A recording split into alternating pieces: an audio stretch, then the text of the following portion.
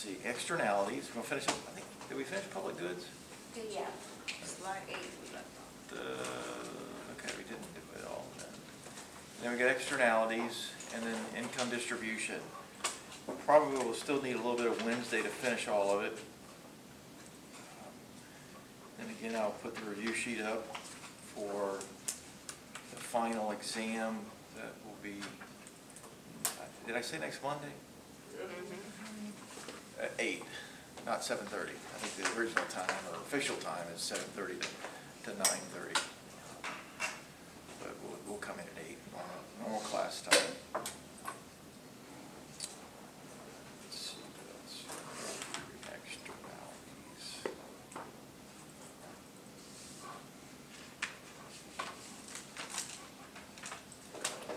I think there's quite a few slides there for the income distribution, but it goes fairly quickly.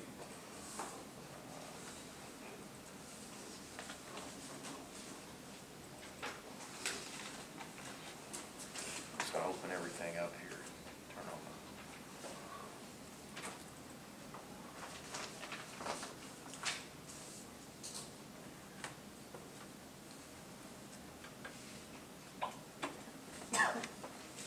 All right, this slide that I'm pulling up is where we left off. And this actually got the information, it came from information out of your book, chapter 16. And it had to do with categories of legislation based on the distribution of costs and benefits. And there's a table. I think the table is actually that one in your book, but it's got the pictures. I didn't put the pictures up here, but it's got, that is the table. But the description of it actually starts back 2 slides. The distribution, when legislators get involved in terms of providing public goods, they try to figure out what is going to, I guess, meet the masses, what might be more beneficial to more people than very few. Sometimes legislators do like to maybe there's some small project they want to get approved, and it would be one of those pork belly or pork barrel spending that is not necessarily good for but a few people. Widespread benefits, widespread cost. So you get big, you just think about the words, widespread benefits to everybody, but everybody gets to pay too, the widespread cost of it. This is traditional public goods legislation, it's positive impact. I don't know why it's not moving here. The total benefits typically exceed the total cost. I think that's one of the categories there. It talks about national defense as being an example of that. Concentrated benefits, that's again small group of people being spread out across everyone. This is more special interest legislation. It harms the economy. Typically the costs are greater than the benefits. This is the example I said, pork barrel spending, the fat that we necessarily don't need. And I think the example there was farm subsidies, concentrated benefits, yeah, that's their example. Another part of the matrix is widespread benefits. Again, everybody gets the good part of it. Concentrated costs, only a small number of people pay for it. It's more of a populist legislation, small group of individuals who are supporting it. Beneficiaries, rationally ignorant. An example there was tort defense, oh no, tort reform. Eyesight not good here, small print. Widespread benefits, again, concentrated cost. Tort reform, which is a legal term, civil matters. And then the last one, concentrated benefits, concentrated cost. This is competing in interest legislation or the political wranglings that go on. You have fierce political battles. Their example is labor union issues. where you'll see definitely severe differences of opinion there. And that's the picture there of the matrix that's in the book. I think in the fall I gave 1 or 2 questions referring to these categories. This was not in another book that I had, so this is something new. Just dealing with public goods. And that was the last slide. Okay. All right, real quick, we're going to do the other group of slides called externalities. I'll see on that last one here. Externalities is kind of a extension of the lost my train of thought. Externality, an extension of negative side effects. Well, it's what it's really referred to as, and the common resources. That's what I was thinking of. Common resources. Sometimes common resources, we like the Gulf, we overfish it, and there's the tragedy of the commons. And that kind of is a related issue when there's externalities involved. But the word externality essentially is another phrase for the effects that occur to someone else, whether they're good or bad. Some of them are good, they're not all bad. So the good ones could be things like college education. And what an externality is, it's a side effect. It's a spillover effect to a third party. Most of the time we think of bad ones, but there are some good ones too. So the definition there is the benefit or cost that affects someone who is not directly involved in the production or consumption of a good or service. Let's look at some of the effects of externalities. The first, anytime you see the word cost, it typically is meaning a bad effect, a bad side effect. So I'll say bad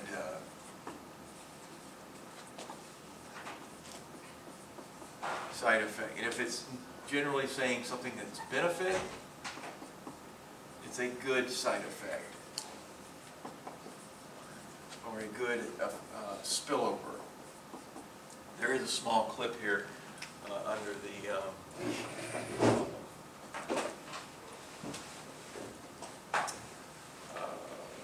there's the movie Aaron Brockovich. Essentially, there was pollution, and it's typically one of the bad examples there. It's the most common. But when you think of cost, the private cost is the cost borne by the producer of the good or service. So if you're producing orange juice at Tropicana, they are certainly paying for the production of that. All the machinery, the labor, the getting the oranges, transportation to the manufacturing plant, it's a cost that they are paying for. It's borne by them. The social cost is the cost of producing the good plus any external cost. So by producing orange juice, whatever it takes to make orange juice over Tropicana, that's the private cost. But then there could also be some external cost because we pollute the air. You smell it when they, start this, the production process. You kind of can get the smell of orange juice being produced. And that might be an external cost to the surrounding communities. To the Braden area, it could be harmful to your health. It could be harmful to maybe making your clothes dirtier, your car, all that kind of negative side effect. Well, sometimes the government steps in and says, okay, well, because you're polluting the air around you, we're going to make you pay for it. And they fine companies. So that's a cost. So they got to include that cost with the private cost.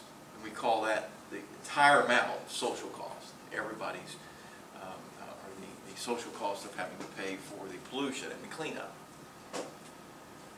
The benefits, the good ones, typically the benefits are received by the consumer of the good. Like I said earlier, college education, that is generally a benefit to society. As people are more educated, more people are going to college, earning a college degree, and so we have a more educated workforce. We have people who can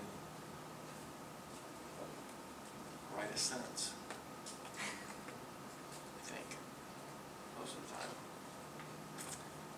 I'm a teacher. I'm very, and I know you guys in your generation, you type, you text, I don't know if you speak as much like this, but you type and text in shorthand, or whatever you want to call it, emoticons, and letters that represent words, like the letter U for the word you, Y-O-U. That's okay, I guess, in texting language. But when you're writing me, I don't like it. I don't like non-capitalized first words. I want the first word capitalized. Again, I'm a teacher. I just think like that. Your friends, they don't care, because that's just part of what you do. So going back to the fact that I think you have a college education, I think you can structure a sentence.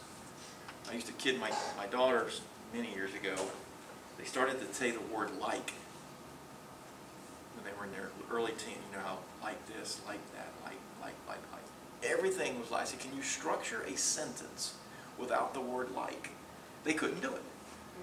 I mean, literally, they could not say anything without saying the word like. That was like when they were 13 or so. But maybe you had that little habit for a while too. But the benefits of a college education is good to society. We have a more educated society. Social benefit, total benefit of consuming the good, that's the private benefit to you. I kind of said this already, the answer. The private benefit's your education. You earned the college degree, and now you're more educated. But because you're more educated and everyone else is, it's an external benefit to society. We got a smarter society. All right, so that's the good ones. And there's some examples here, some other ones. I think I put texting as one, as a negative one. It's a newer one there, yeah. Talking and texting while driving. So these external costs, these are the negative externalities, are the bad side effects, the bad externalities. It's the act of producing or consuming goods by individual firms that sometimes generates or imposes costs to others that are not paid to endure them. Most of them are pollution, exhaust from automobiles. What did the government do many years ago? About 50, 60 years ago, cars did emit a lot of harmful fumes into the air with their exhaust. But now they've regulated the auto manufacturer to include, or to now put mufflers and abatement type of equipment on cars to reduce the amount of pollutants into the air. I mean, even diesel cars aren't as bad as they used to be. I think the diesel itself is cleaner, but the fuel. But I think the cars now, I remember diesels back in the 50s and 60s. They're, I mean, like a truck. You think of an 18-wheel truck. It's just noisy, loud, and dirty. And, that's the way cars work. But now diesels, really, they're not too bad as far as the pollution effects. Cigarette smoking, you know, that has been changed over the years. When I worked in 1985 at IBM, I didn't work there very long, but I did work there for a while in their corporate office. At the time, you could smoke in the office. I did not smoke, but many people did. And it was just an awful experience. We sat in cubicles, and a lady across from me smoked the harshest cigarette known to women, I think, and it was just not good. I think I had bronchitis for a year. When I moved back to Florida, it took me a while to clear everything from that. And what did the government do not too long after that? Really, I think it happened not long after that. Now no one can smoke indoors. You've got designated areas. This campus is a smoke-free campus. I know people that do it. They go across the way over here. They go under trees. You go in your car, or whatever. You know, the enforceability of that is something I question when we first put it in effect. All public schools are smoke-free zones, although there are parents who will sneak cigarettes somewhere behind the football stadium or whatever. Anyhow, what about restaurants? In Florida, right, there's no smoking. Right. But in some states, it's okay. Or there's designated areas, there's non-smoking and smoking. To me, I don't think there's a big difference. Right. But it used to be that way in Florida until they changed it.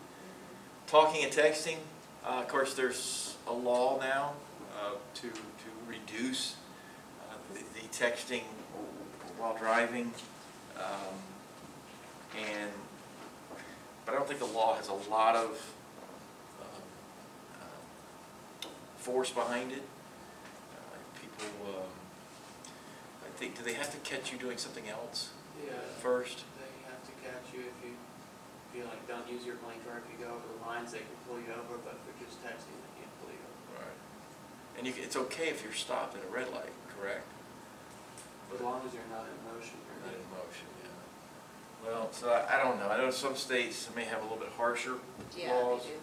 And New York, penalties. you can't. New York, you can't. New York, it's not, yeah. In Georgia, you can't even talk on the phone. Yeah, you can't. In Georgia, yeah, my daughter lives there, and Yeah, I drove through there all Does the it? time. My dad got pulled over. It was hilarious.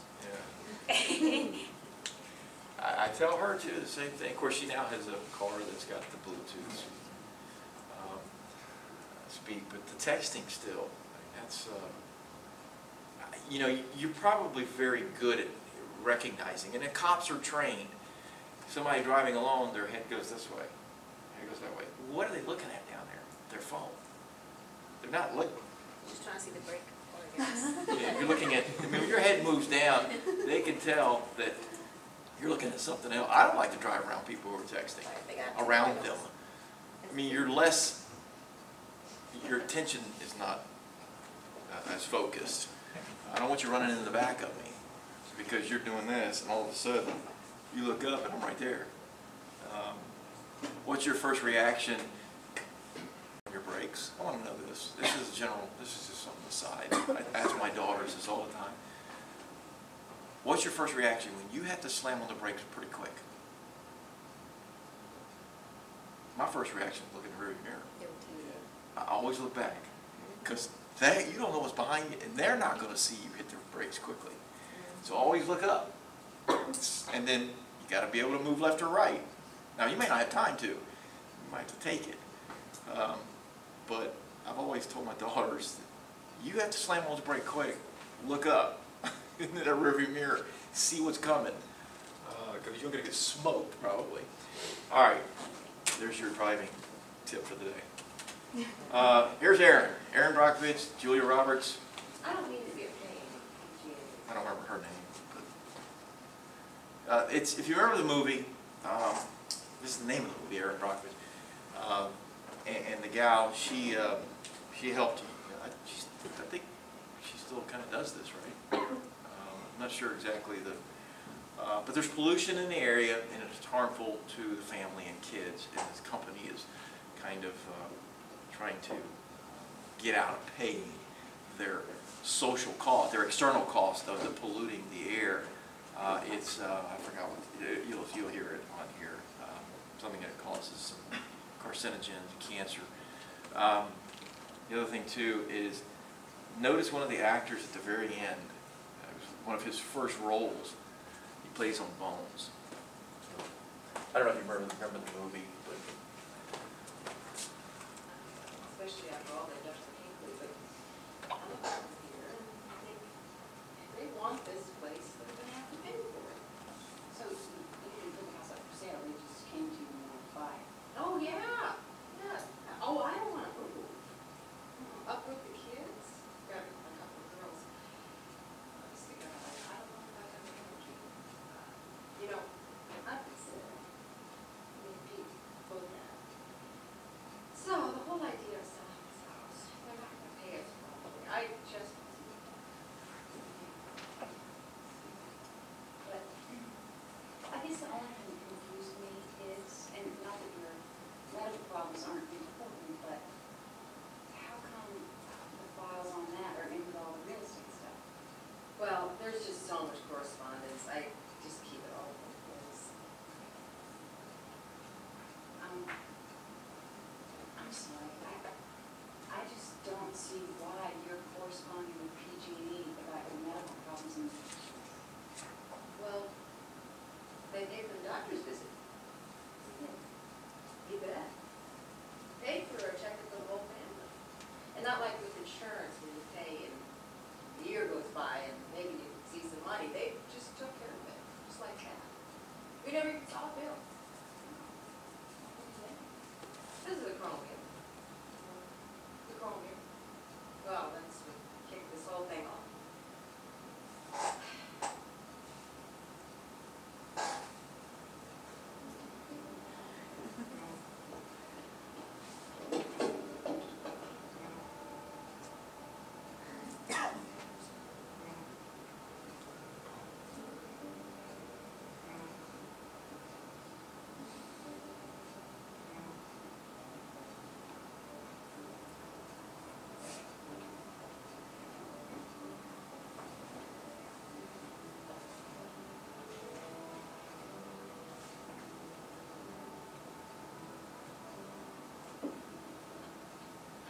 What kind of chromium is it? There's one you want to touch? Yes, there's straight up chromium, does all kinds of good things for the body. There's chrome 3, which is fairly benign. And then there's chrome 6, hexavalent chromium, which, depending on the amounts, can be very harmful. Harmful, how? But what would you get? Repeated exposure to toxic levels, God, anything really, from chronic headaches and nosebleeds to respiratory disease, liver failure, heart failure, reproductive failure, bone or organ deterioration, plus, of course, any type of cancer. So that stuff, it kills people. Definitely. Highly toxic, highly carcinogenic. It gets into your DNA too, so you can pass it trouble along your kids. It's very, very bad. Well, what's it used for? Rusting. See, the utility plants use these piston engines to compress the gas. The engines get hot, you gotta run water through them. Chromium's in the water to prevent corrosion. Well, how do I find out what kind of chromium they use in Hinkley? The water board, What's that? every country has one. They keep records of anything water related within their jurisdiction. You should be able to find something there. County Water Board. All right. Well, thanks. And good luck. I wouldn't advertise what you're looking for if I were you. Incriminating records of the way you're disappearing and people smell crap. I'll remember that. That means that it's right up on the PG&E property. And you say that this stuff, this hexavalent chromium. What is this? Well, Aaron, it's just gotta be different than what's in our water, because ours is okay. The guys from PG&E told me, they sat right in the kitchen and told me that it was fine. I'm but the toxicologist that I've been talking to, he gave me a list of problems that can come from hexavalent chromium exposure. Everything you all have is on the list. No. No, that's not what our doctor said. He said that, well, that one's got absolutely nothing to do with the other. The PG&E paper.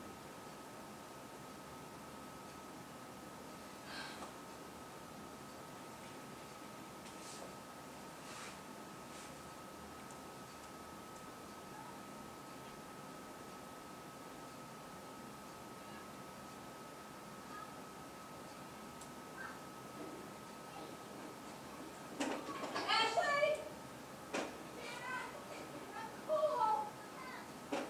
That's so right.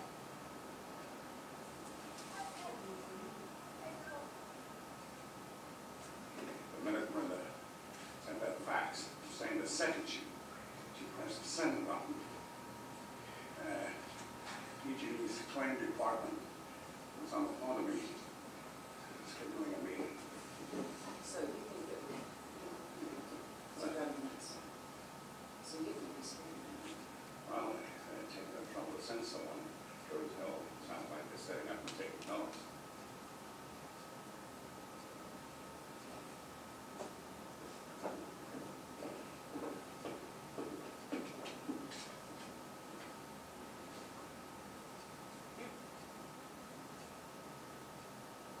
Mr. Ford,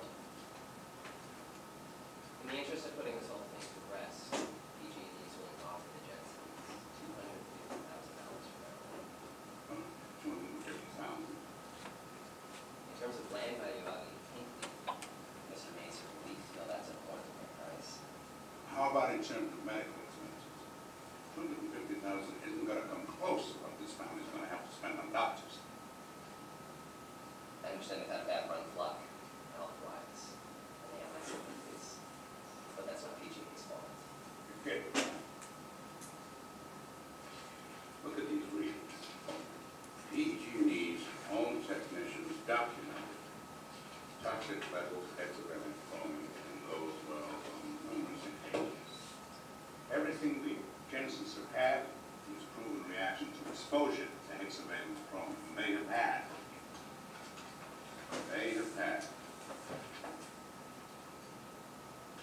Breast cysts, uterine cancer, Hodgkin's disease, immune deficiencies, asthma, chronic nosebleeds. A million things could have caused those problems.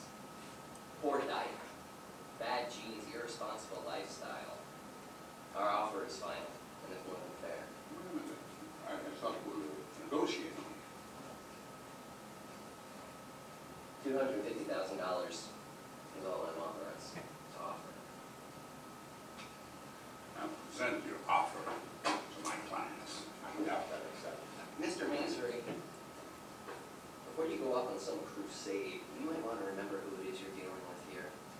PG&E is a $28 billion corporation. $28 billion? I didn't know it was that much. Wow! 28 billion.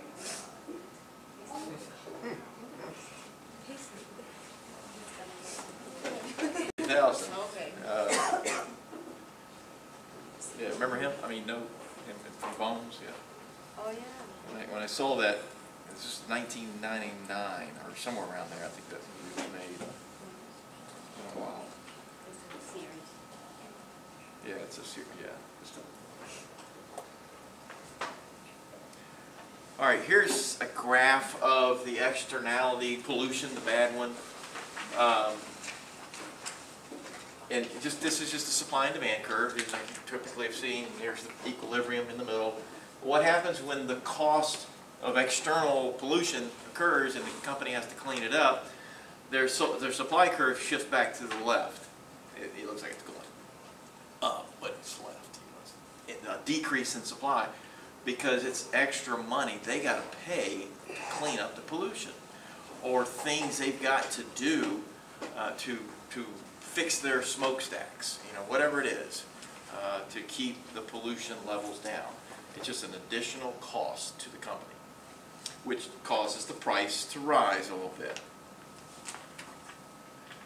The benefits, these are the good ones. I mentioned college education. Here's some other examples. Immunizations. Again, these are things that are good side effects, benefits to others, do not have to pay for them. Restoring historic buildings through tax breaks. Developers might get a tax break to go down and redo the downtown areas. That's a benefit to the downtown community in the area, and that's a positive impact on the community. Immunizations and shots when you're a child or a baby are positive for society as a whole, so that we do not have the infectious diseases such as measles, mumps, rubella spreading rapidly. I think I saw somewhere last week where there's an outbreak of mumps at Ohio State, like 18 people or so. I don't know if they've got it contained, but I mean, don't go off and get paranoid. But I think it was Ohio State. But those are all positive things. If we didn't have those kinds of things, of course, now you're hearing people who would rather not give their child immunization shots. I think Jenny McCarthy said something that she wasn't supportive of it. But I don't know. It's a positive impact. I mean, yeah, there's probably some research about the shots and the harmful effects, but then I don't know what percentage of, what probabilities of those are as far as the side effects. But immunizations are good for society so that we're not a sick society. As a matter of fact, the government helps in this regard by providing shots. Even if it's just a flu shot, you'll see them set up these mobile units and they're providing them for a very nominal fee, maybe free. Sometimes it's free flu shots. Or maybe for $5 you get all your child's immunizations updated. The $5 is nothing more than an administrative fee, paper, to pay for that. But typically the government, that's the government, the health department, they're stepping in and providing this public good because they realize it's a good thing to society.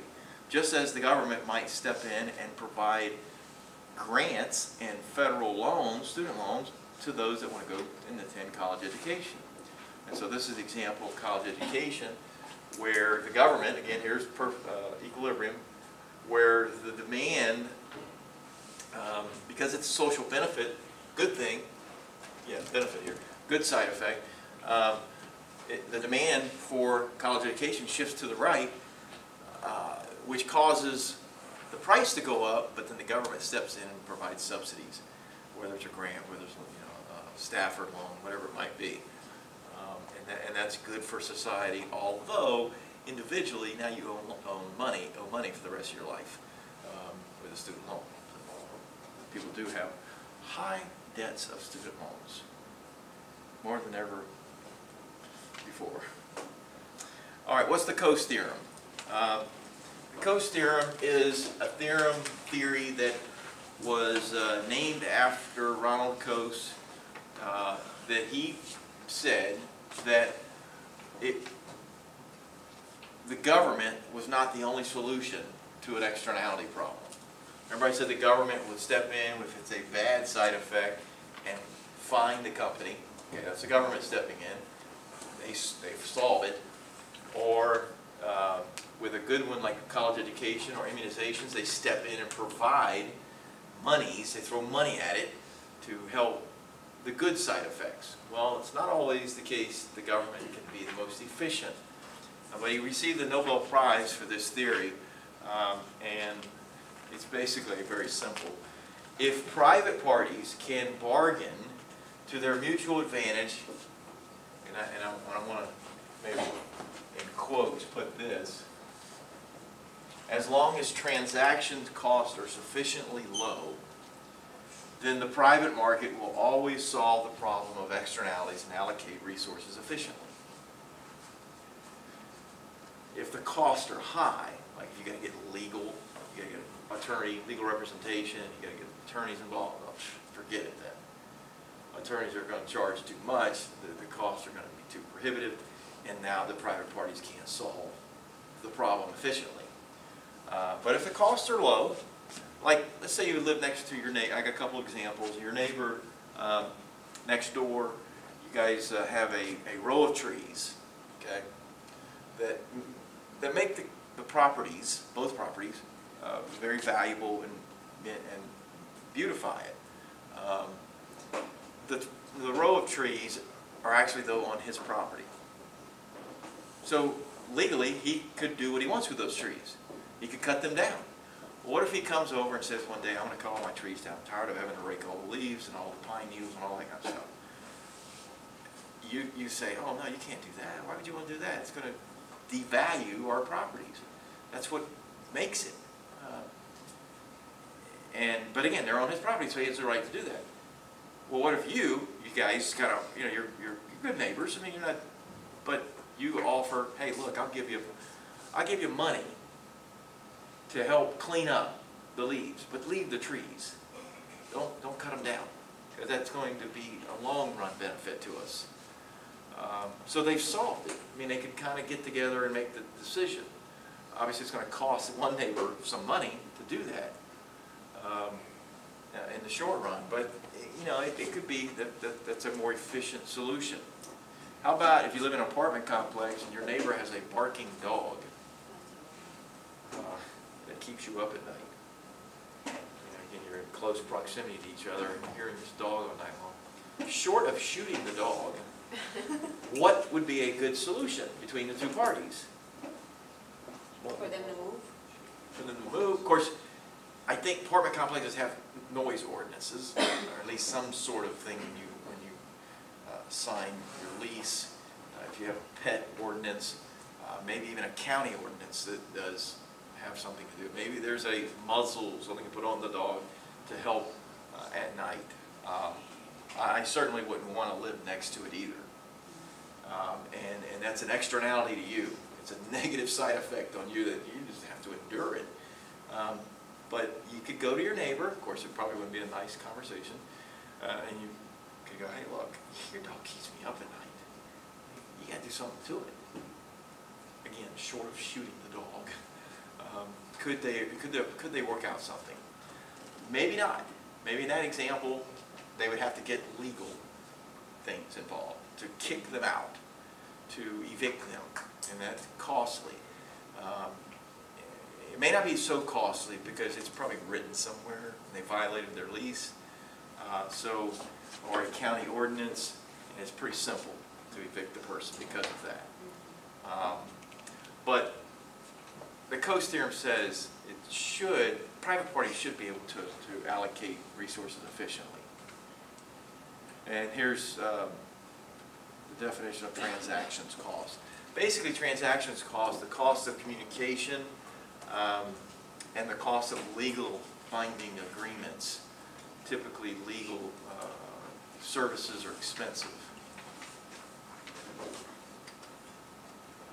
The last slide here is about the two terms. I think these were actually at the beginning of the chapter. What are the differences between an exhaustible resource and a renewable resource? An exhaustible resource is where you have a fixed supply that can be exhausted, can be run out in the future. A renewable one is one that can regenerate itself, like with tree planting. Tree planting, you cut a tree down, you plant another one. So you kind of have a renewable resource there. It can be used indefinitely if there's conservative use. Okay, so that was just a couple of definition and terms. All right, let me move quickly here to, I want to start the income distribution chapter. There's 25 slides, but as I said earlier, they move fairly quickly. There's some numbers, statistical data. You don't have to necessarily remember the numbers. But this is chapter 18. The title is Income Distribution and Poverty. So I went ahead and just put it all under this. I call it Income Distribution, Inequality, and Poverty. And I've kind of edited a little bit of the slides from what I've had in the past.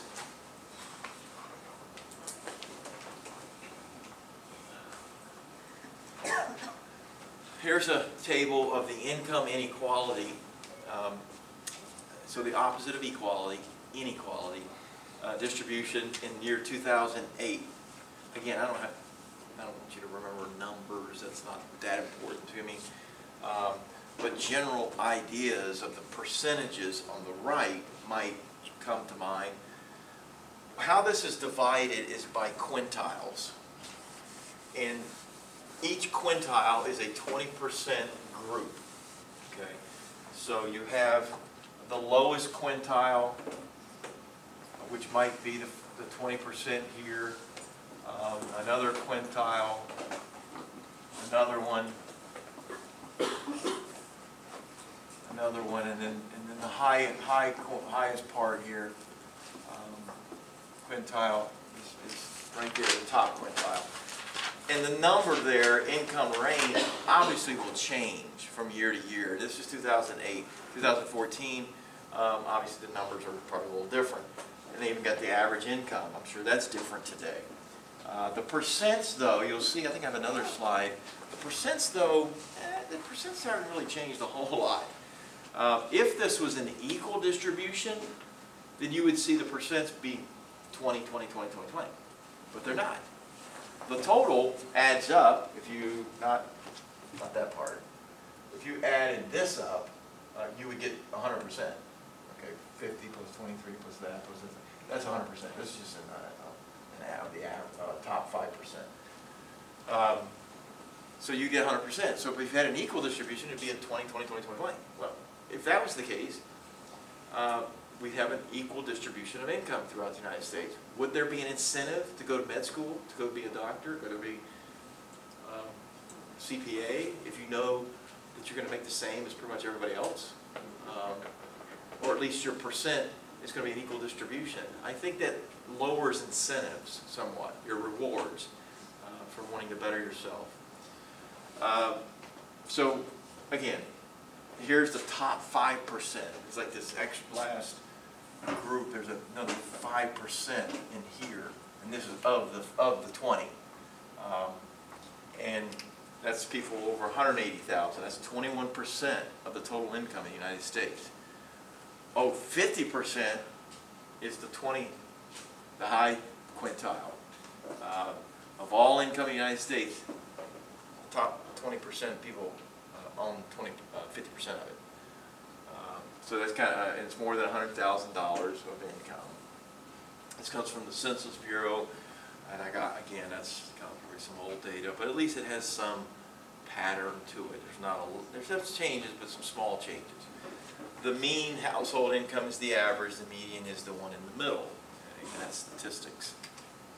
Here's a picture, I believe this was in your book. The share of the aggregate household income by quintile. There's let's see, lowest quintile, that's this group. The second quintile, that's this group. The third, the fourth, and the high. Okay, so if you look at the percentages, yeah, you know, what I have on my other slide? 3.4, okay, that was 2008.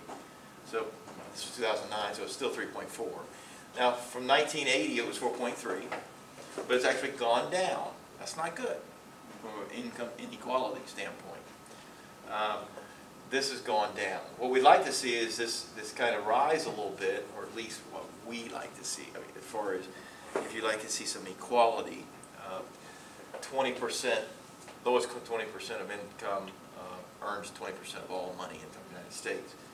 But they've all kind of fallen just a little over time since 1980, except for the rich. That's tended to rise. So what do we typically say? That the rich get richer. And this is the top 5% of income here in that dark green category. Again, this is since 1980. Income in the United States is quite unequally distributed. The average income of the poorest fifth of families is less than the quarter of the average income of families in the middle. The richest fifth have an average income more than 3 times that of families in the middle.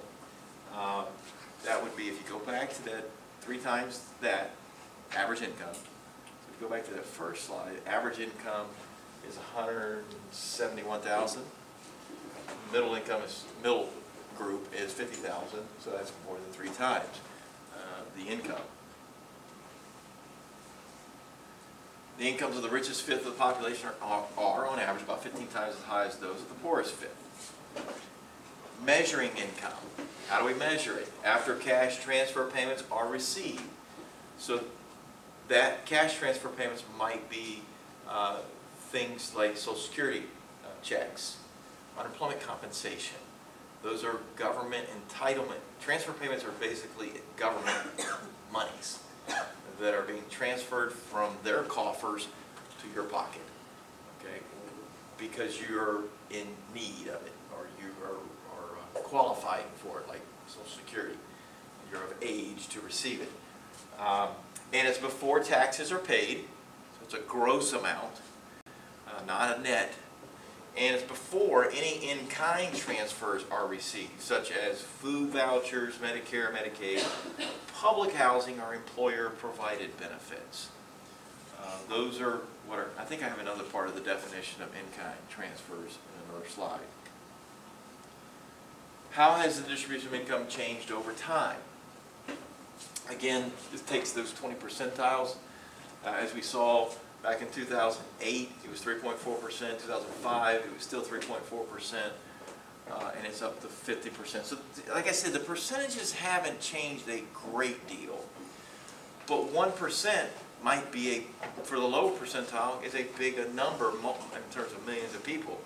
In 1936, which was during the Great Depression, 4.1% still had 51% of the top over there. What happened, you do see a little bit of an increase from here to there, from in the 60s.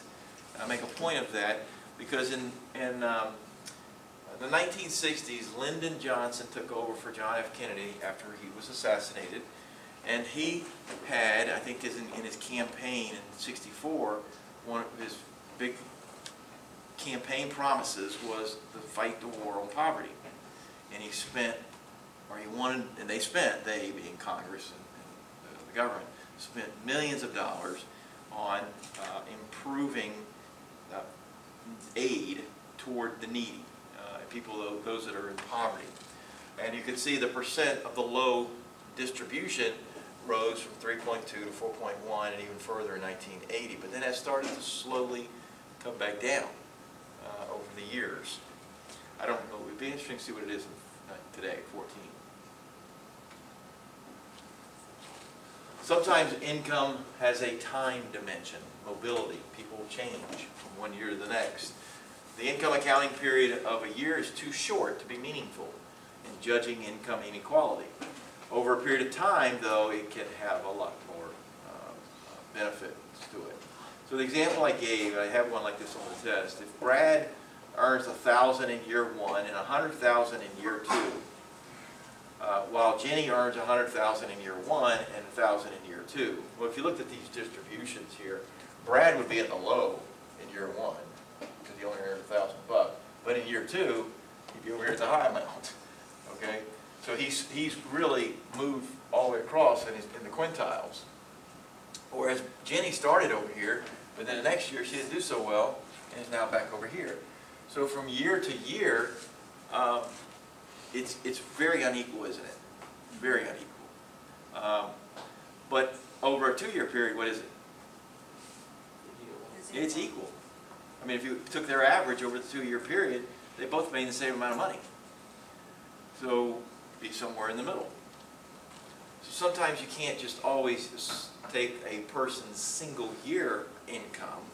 It might be beneficial to take it over a period of years, a lifetime, because there's considerable churning of mobility. Sometimes you're here, the next year you make enough money, you go to that income bracket or quintile. And the following year you don't do as well, maybe go back to this one. So there's kind of movements. The most income receivers start at a low level, peak during middle age, and then decline. General lifespans of earnings. Your earnings are going up, you kind of get to 40s and 50s, and you start to kind of max out your earnings, and then you're getting maybe not even maybe not even increasing anymore, kind of stabilizes, and then once you retire, obviously you live on fixed income, and it begins to decline. The most widely used measure of income inequality is something called the Lorenz curve, which provides a graphical representation of the distribution of income among members of a population or households. There's a 45-degree reference line. It's a picture of it on the next slide, I think it is, of all members of the population. What that 45-degree reference line represents is equal incomes among all members. If income were distributed perfectly equally, the Lorenz curve would be a straight diagonal line. That is called the line of income inequality. So let me show it to you there. Here's a picture of it. I think this one's in your book. This 45-degree reference, or 45-degree line says this is equal distribution. All households, here's one way to read it. So let's look at the 80%. Up to here. That dot, this dot, this one, and this one, you connected them all, they're all on that line. And what it says is that 20% of the households earn 20% of income, of all cumulative income. 20, this is a cumulative percent. 40% of all households earn 40% of all income. 60% of households earn 60%. It's a line of equality. But in reality, our income equality is not equal. And so they did these two measures from 1980 to 2009, and shows that it's, or was it 2008?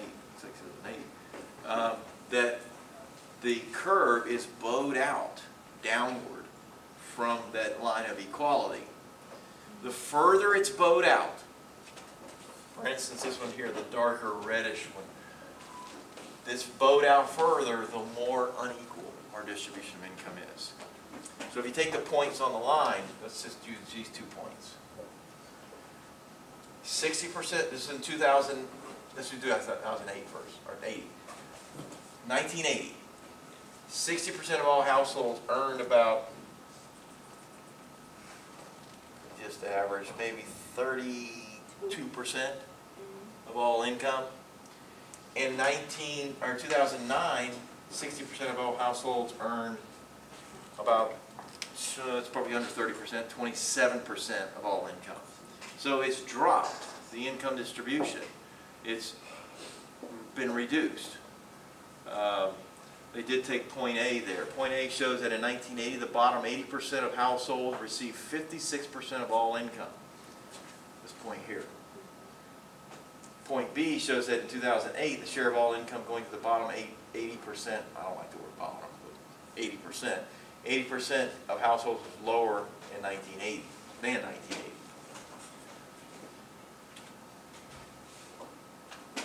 So points representing 20% of all households receive 20% of total income, and so on. The further the curve bows away from the line of equality, the greater the inequality is. Okay. So you'll have a couple of questions on the test. As a matter of fact, I do have a graph picture of one. I think there's 2 curves that bow out. So, but the bowed curve is the Lorenz curve. The further it is away, the more unequal it is.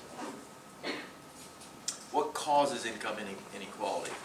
Well, some of these reasons are things that maybe we talked about back under the wage discrimination, or not wage discrimination, wage differences, determination, the ability of the person to earn more, so their incomes are higher or lower depending on their ability.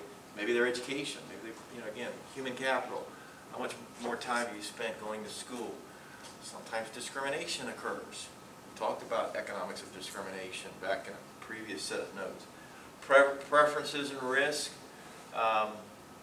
wealth distribution. Some people are kind of born into wealth, or at least have accumulated some wealth, maybe selling real estate back in the mid-2000s, and did very well for themselves.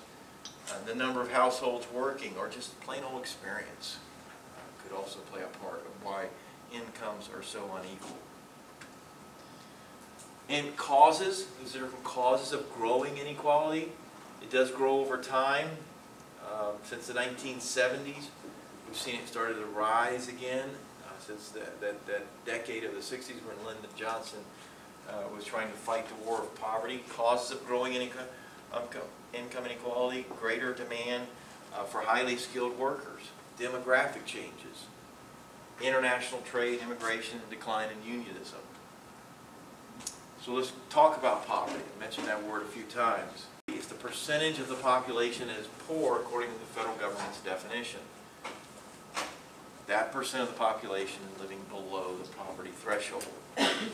The level, this is what the definition of the poverty line is, the level of annual income equal to 3 times the amount of money necessary to purchase the minimal quantity of food required for adequate nutrition.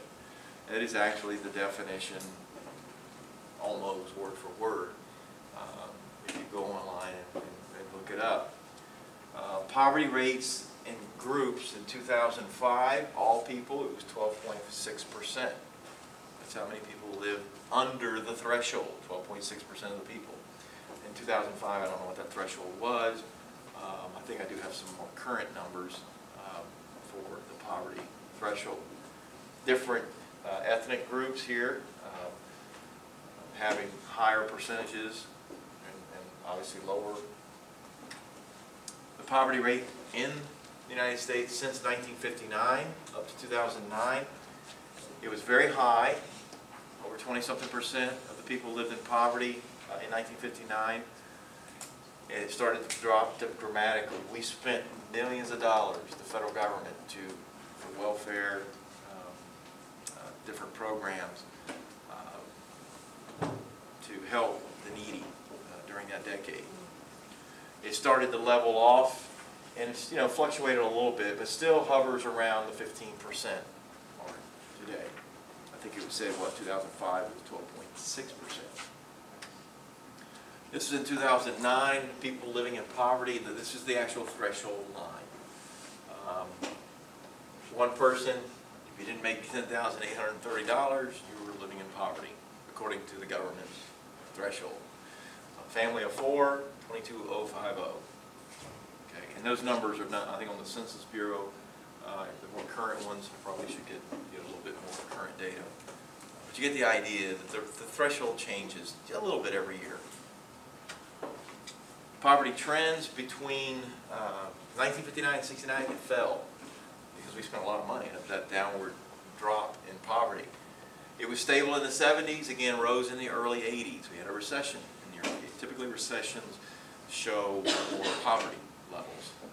Up and down in the late 1990s and 2000, and again rose with the recession of 2001 through 2004. Primary characteristics of those who fall below the poverty line is lack of a job, period. So that's the primary reason. Another cause could be the place of residence, geographic. It affects people's ability to earn income. Poverty is self-perpetuating sometimes. Children of the poor have a disadvantage. You tend to live in that environment and it kind of follows you. So that's why I said geographic. Sometimes there may be a poor family in the state of Mississippi, which is the lowest state per capita in the United States. And it's hard to get out of that rut, that self-perpetuating time of being in poverty. Yes, certain people will, but it typically requires education.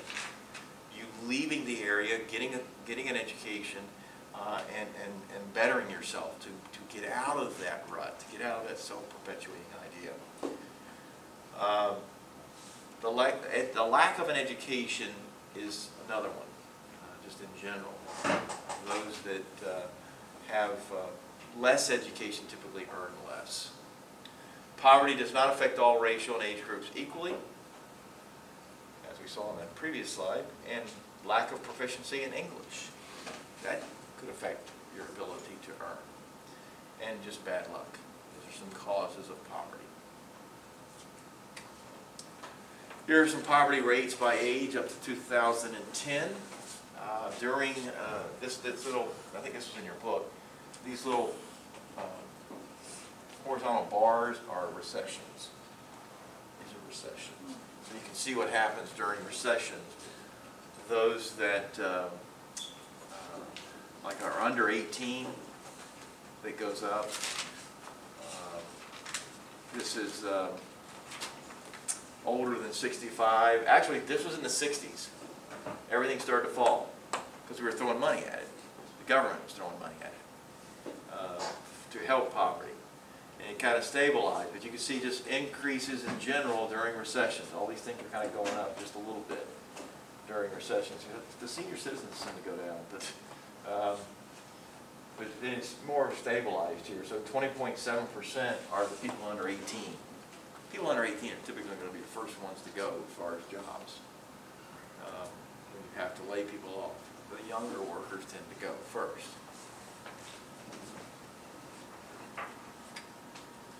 Here's by states. I believe this one was in your book. Percent of the population living in poverty by state. 13.6% in Florida. Mississippi, 21.4%.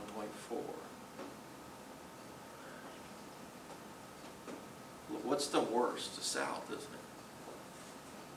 Generally, the darker numbers, the darker color red is the higher percentages than the North.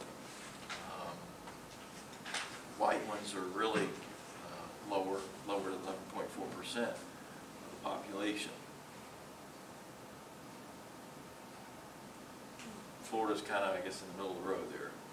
We're one of the few states in the South that are kind of in the middle. Alabama Also, Georgia is fairly high. The consequences of poverty, lack of access to health care, although the Affordable Care Act has changed that a little bit. Lack of access to affordable housing.